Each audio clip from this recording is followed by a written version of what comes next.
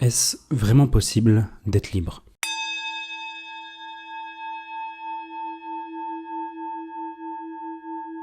J'ai eu la chance d'être contraint à commencer ma vie assez jeune.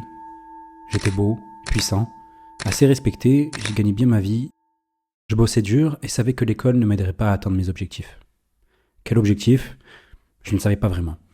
Après tout, c'est pas comme si quelqu'un nous aidait à trouver notre voie. J'ai compris que le travail paie. Et mon environnement à ce moment-là ne m'encourageait pas vraiment à penser autrement. Et proposait même des alternatives qui marchaient vraiment.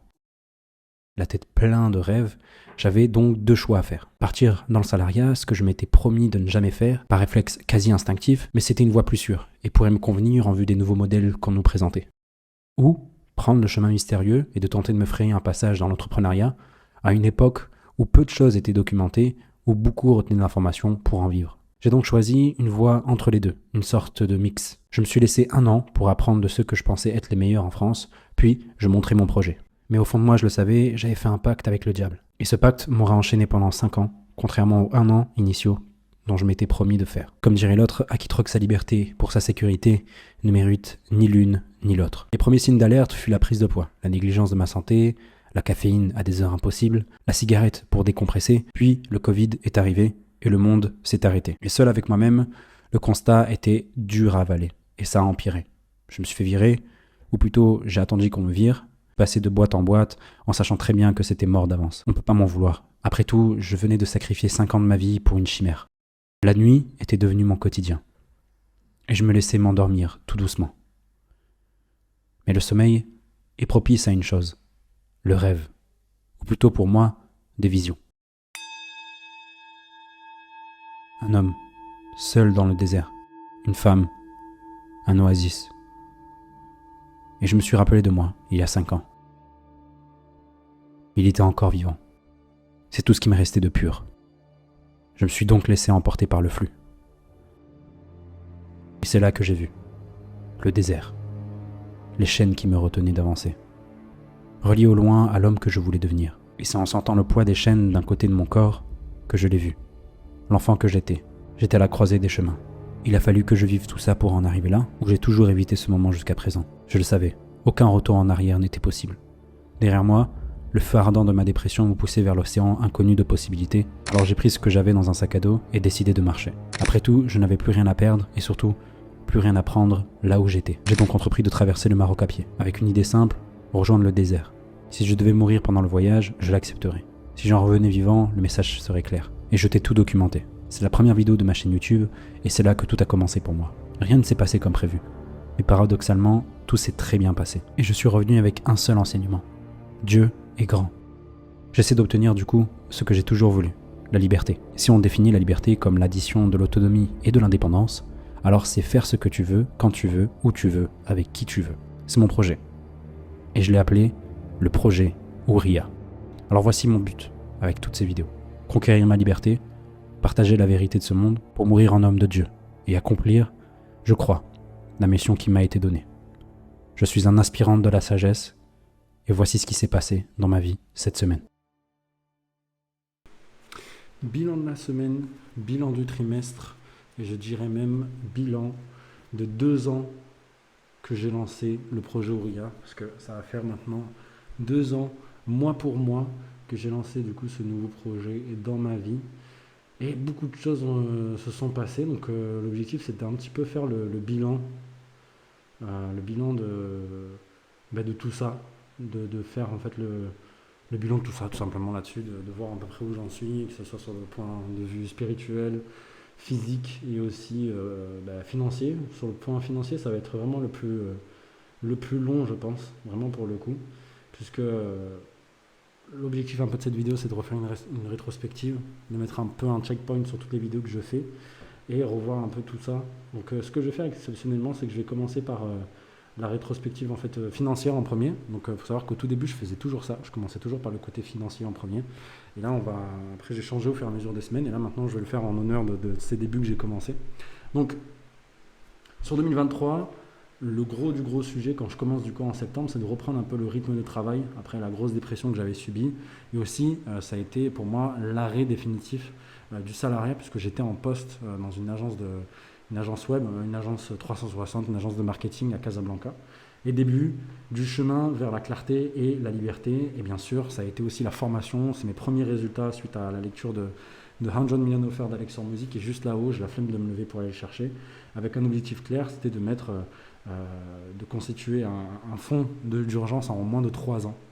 Et c'est ce que je suis à peu près en train de faire. Il y a de fortes chances que sur l'année prochaine, j'y arrive, voire même dans les prochaines semaines. Et du coup, ça a été tout ça sur 2023, parce que j'ai commencé en septembre. Donc les 6 mois, on va dire, de septembre à la fin de l'année 2023, ça a été ça. Sur 2024, l'objectif principal d'un point de vue business, c'était d'avoir mes premiers clients payants, parce qu'il faut savoir que j'avais commencé à avoir mes clients gratuits via les conseils en fait, de 100 Million Offers. Je lis mes notes pour être sûr et certain de ne pas faire de conneries. Sur janvier, j'ai trouvé un business, un véhicule financier qui m'a permis de me lancer.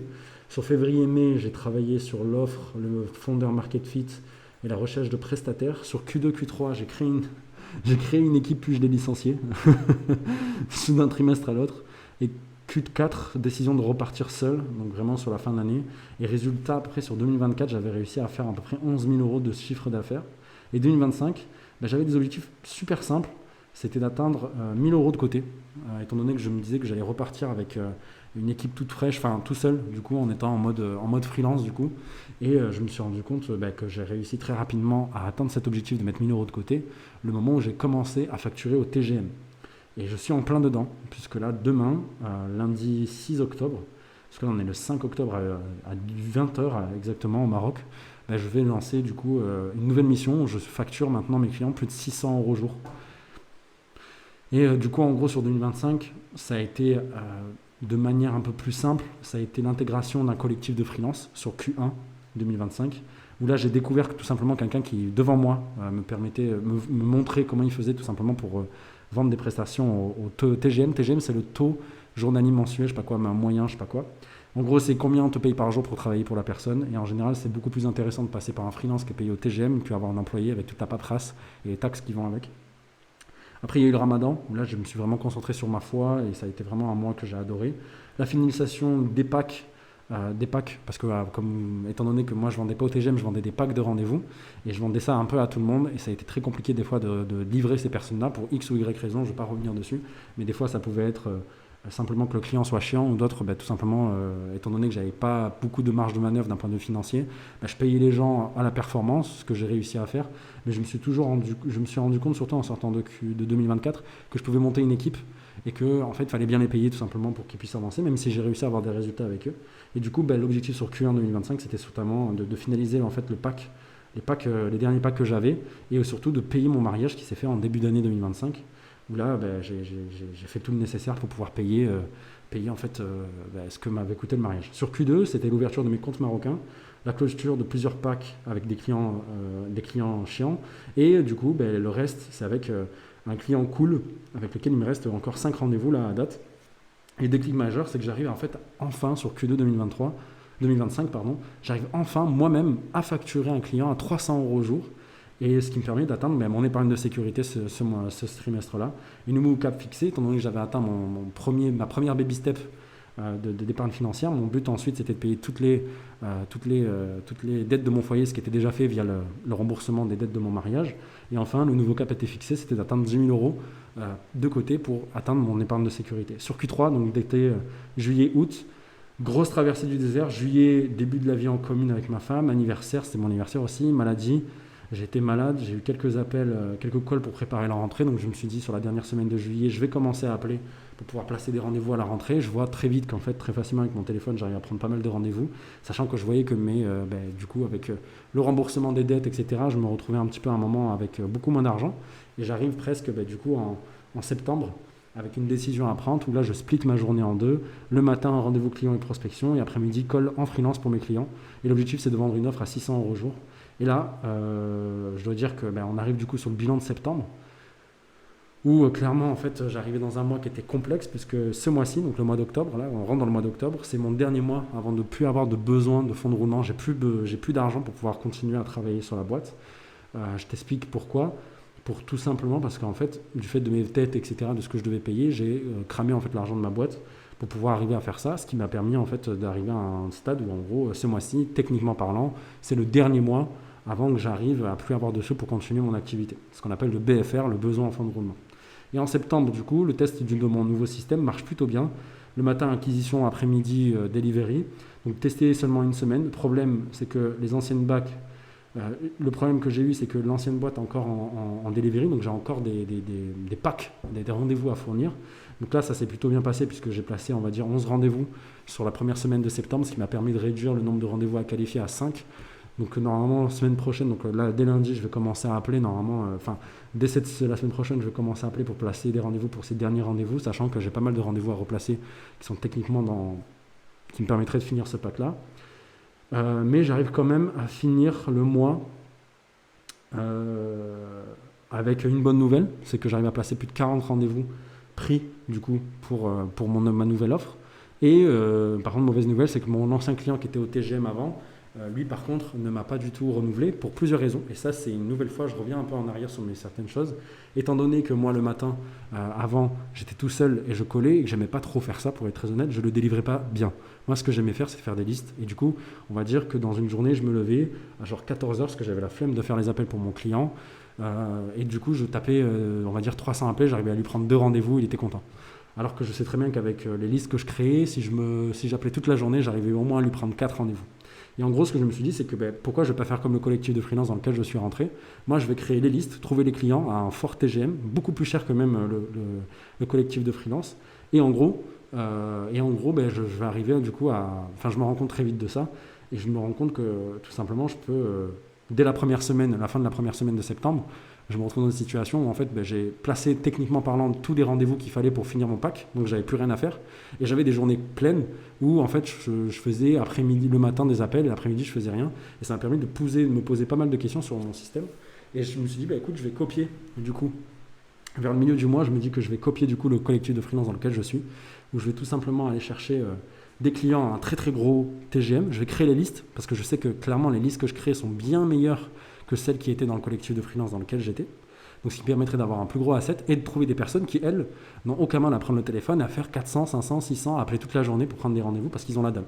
Et moi, en fait, ce que je me suis dit, j'ai dit, mais pourquoi je vais m'embêter ? Je vais aller chercher des Français qui, vont me casser les couilles avec plein de trucs. Je vais prendre des Marocains, littéralement les Marocains avec lesquels j'ai travaillé l'année dernière et que j'ai viré. Et je vais leur dire, écoute, désolé, cette fois-ci, je peux te payer un fixe. Et en plus de ça, je peux être ultra rentable puisqu'en fait, vu le TGM que j'annonce, je peux taper des 90-80% de marge et surtout prendre 1, 2, 3, 4, 5, 6 clients là où quand j'étais en freelance, dans ce moment, je délivrais mal parce que j'avais la flemme d'appeler. Et deuxièmement, je pouvais en prendre qu'on va dire 1 ou 2 par semaine maximum. Là, je pourrais en prendre beaucoup plus et me concentrer littéralement juste sur la création de listes. Et donc du coup, on arrive sur un closing sur une logique simple, c'est que maintenant j'ai tout mon temps libre pour appeler, d'où les 40 rendez-vous que j'ai réussi à prendre sur le mois de septembre. Et ensuite, j'ai une autre chose, c'est que je sais closer, puisque j'ai déjà closé avant. Et en fait, je me suis rendu compte que non. Quand j'ai closé, du coup, quand j'arrivais en rendez-vous et j'ai commencé à closer mon offre à 600 € au jour, j'ai mangé refus sur refus. Vraiment, c'était assez dur. Pendant 2 semaines, je ne savais pas ce qu'il y avait. Et du coup, je me suis renseigné, j'ai travaillé beaucoup, j'ai rencontré des personnes qui étaient bien meilleures que moi en closing et j'ai amélioré mon entretien de close où je passais d'une envie de closer une personne dès le premier rendez-vous à faire ça en 3 entretiens distincts. Le premier, un rendez-vous de découverte assez rapide. Le deuxième, un rendez-vous de propal, où là, je fais en sorte qu'il y ait un maximum de personnes dans la boucle, donc tous les associés, etc., dans la boîte, où je fais une présentation vraiment très héroïste, où je montre que mes actions peuvent avoir apporté un très, très, très gros retour sur investissement. Et enfin, le troisième, s'il n'y a pas une prise de décision lors du deuxième, où là, je vais présenter directement, on va essayer de prendre une décision ensemble. Et ça a très, très bien marché. J'ai vu très, très, très rapidement de meilleurs résultats. Et dès la 3e semaine, on va dire, de septembre, j'ai commencé à avoir vraiment une nette amélioration dans mon process et j'ai réussi à closer du coup un deal sur la 3e semaine de septembre à 600 € au jour qui commence demain. Et là, cette semaine du coup qui vient d'arriver, j'en ai closé 2 de plus, donc 2 kick-off. Un kick-off qui a été positionné mais qui par problème de logistique risque de ne pas se faire, mais on verra. Mais je veux dire en gros, ça avance, je vois très bien qu'il y a des choses qui avancent et ça me met énormément de baume au cœur parce que en gros mon objectif sur fin d'année c'est de closer 3 personnes, d'essayer de les rendre réguliers, rendre ces clients réguliers et preuve que je peux signer des gros deals tout simplement et enfin casser cette barrière mentale que j'ai maintenant depuis on va dire 1 an et demi où je me dis putain j'arrive pas à closer au rendez-vous, je suis obligé de closer au rendez-vous qualifié alors qu'en vrai quand je regarde vraiment concrètement depuis que je suis rentré dans ce collectif de freelance c'est que je suis bien au-dessus de la moyenne en termes de... Je suis bien meilleur que en fait ce qui se passe en France quoi. Même en call je suis meilleur que les gens alors que j'aime pas ça. Et Et ça, je le dois en fait à ma pensée systémique et aussi au fait que j'ai très bien compris, étant donné que j'ai une pensée systémique, que les listes, c'est bien plus important. Ben maintenant, c'est tout bête. J'ai des freelances, j'ai 2500 candidatures via le fait que j'avais fait des TikTok. Je ne sais pas si vous vous rappelez, mais j'avais fait des TikTok pour trouver des candidatures. Je vais avoir aucun mal pour trouver des gens bons et leur proposer un salaire qui est bien plus au-dessus que ce qu'ils pourraient obtenir dans un call center. Il faut savoir que moi, je les paye les Marocains 50 € au jour, plus 50 € par rendez-vous qualifié. Et ces mecs-là, ils travaillent toute la journée pour ça. Parce qu'on fait le calcul, le salaire moyen d'un travailleur dans un call center au Maroc, c'est 500 €, on va dire, par mois, hein, plus, on va dire, 200, 300 € de plus en variable. Moi, c'est ce qu'il va faire en une semaine. Et voilà, quoi. Donc, clairement, ça me met en perspective. Là, je commence septembre et du coup, je commence Q4 avec énormément énormément, avec beaucoup comment dire, si vous entendez un bruit de fond, c'est normal, il y a le ventilo, j'ai très chaud. Mais je commence Q4 avec énormément de sérénité, même si là, aujourd'hui, ce mois-ci, après j'ai fait la facture, je vais être payé, donc je sais que c'était plus un problème, le problème de BFR. Mais je sais que là, potentiellement, si je travaille dur sur ces quelques dernières semaines, avant les vacances d'hiver, il y a moyen que non seulement je mette de côté assez pour faire mon épargne de sécurité, deuxièmement, arriver sereinement pour les prochains mois, tout simplement, parce que bientôt, on va pas se mentir, mon chômage va s'arrêter. En janvier ou février, c'est mes dernières allocations. Donc je pourrais vivre ici, continuer à vivre ici comme il faut. Et je me dis que en fait, avec le volume de rendez-vous que j'arrive à prendre, techniquement parlant, même si ça se passe pas bien avec mes clients et qu'aucun de mes clients renouvelle, ce qui a peu de chance, j'ai envie de dire, j'arriverai quand même à closer au moins un client par mois, ce qui me permettrait de vivre très très bien. Et en gros, voilà, ça me met dans une situation assez intéressante. Et tout ça, en fait, ça revient au même sujet. C'est que le meilleur moyen de pouvoir prospérer, c'est d'augmenter ses prix. Et là, je l'ai fait. Et je dois dire que franchement, c'est trop bien, quoi. J'ai des belles marges. J'ai presque 90% de marge. Je n'ai pas envie de rentrer trop non plus dans le détail, mais en gros, ça va. Genre, je sais que là, l'avenir est bien.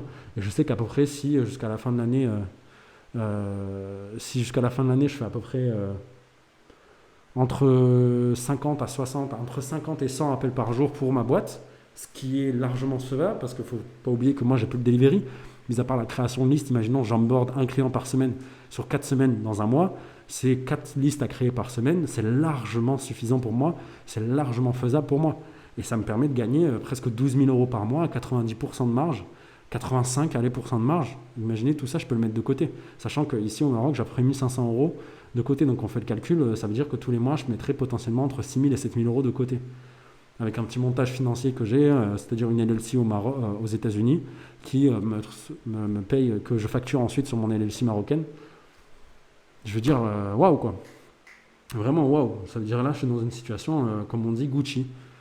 Et là, il y a enfin, encore une fois, j'ai l'impression d'avoir vraiment trouvé le système qui me permettra de tout baiser. Parce qu'en fait, d'un côté, ce que je n'aime pas faire, j'arrive à le déléguer assez facilement.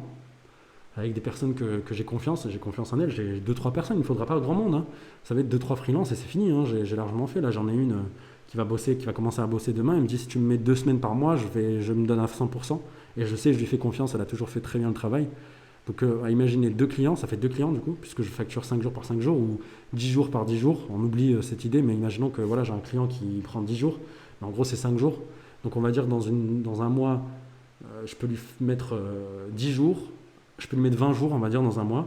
Elle peut travailler que 10. J'en mets un deuxième 10. Ben voilà, vous faites le calcul. Hein. Faites le calcul, je suis déjà à plus de 12 000 €. Non, je suis à plus de 15 000 €. Imaginez, j'en fais avec 3. Ça fait 4 listes à créer par mois. 5 ou 6, sans doute, j'en sais rien. Mais je veux dire, en gros, voilà, c'est largement faisable d'y arriver, quoi, tout simplement, arriver à faire ça. Et du coup, voilà, tout simplement, je me sens serein pour la suite, quoi. Ça fait extrêmement plaisir d'être dans une situation pareille. Et donc, du coup, qu'est-ce qu'il me reste à faire? Les prochaines étapes, elles sont très simples. C'est finaliser le pack avec le dernier client qui est cool et essayer de le faire passer sur la partie TGM, mais c'est pas très grave. Abandon du modèle freelance full-time. Bon, ça, c'est fini. J'ai bien compris que c'était pas fait pour moi. Et passer à un modèle, on va dire, hybride agence / collectif de freelance, proche du concept du collectif de freelance, où en gros, en interne, je crée les listes, mais en même temps, parce qu'en fait, un collectif de freelance, c'est quoi? C'est quelqu'un qui apporte des affaires à un groupe de freelance qui vont s'allier ensemble pour créer une team et pour être le mieux. Donc, imaginons Imaginons que je sois juste un apporteur d'affaires. En gros, moi, j'ai accès à un mec qui crée des listes, accès à un mec qui fait des appels. Je les mets ensemble sur une mission. On va dire que je dis au client que c'est 900 € au jour et je fais 500 et 300, on va dire chacun, ou 300 et 300 € potentiellement de variables qu'ils pourront avoir. Là, aujourd'hui, non. Moi, je fais les listes, je crée tout de A à Z. La seule chose que je vais déléguer à des freelances, c'est la partie cold calling.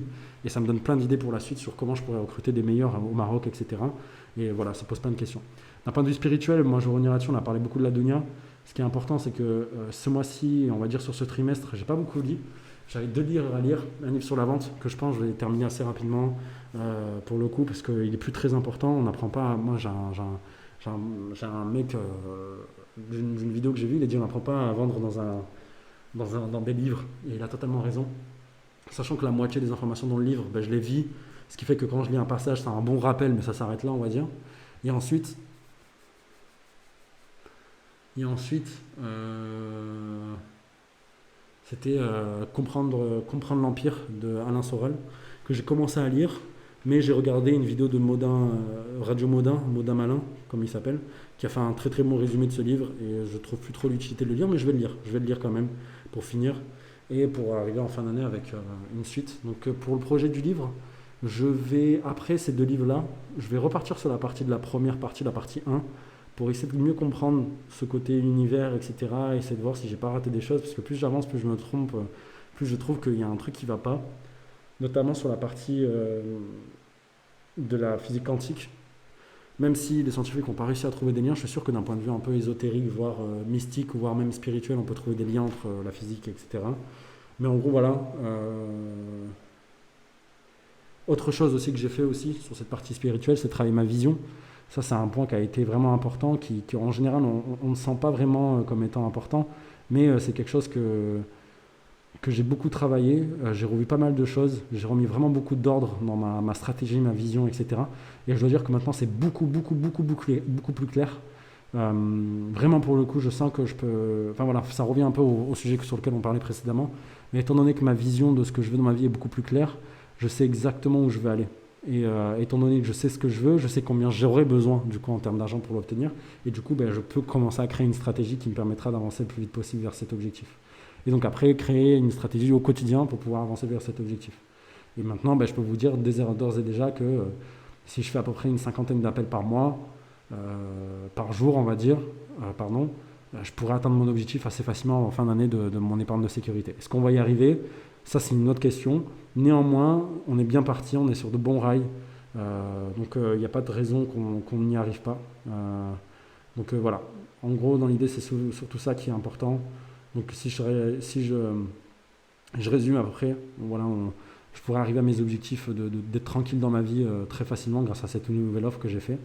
Et ça me fait extrêmement plaisir parce que ça permet de te projeter. Et ce que je disais à ma femme la dernière fois, c'est qu'avant, j'étais trop concentré là sur ces derniers mois parce qu'étant donné, je manquais d'argent, j'étais trop concentré sur ce que je dépensais. Et aujourd'hui, j'essaie de me concentrer beaucoup plus sur ce que je peux gagner. Et là, je pense que je suis très très bien parti pour faire les fameux 10K par mois. On y est enfin.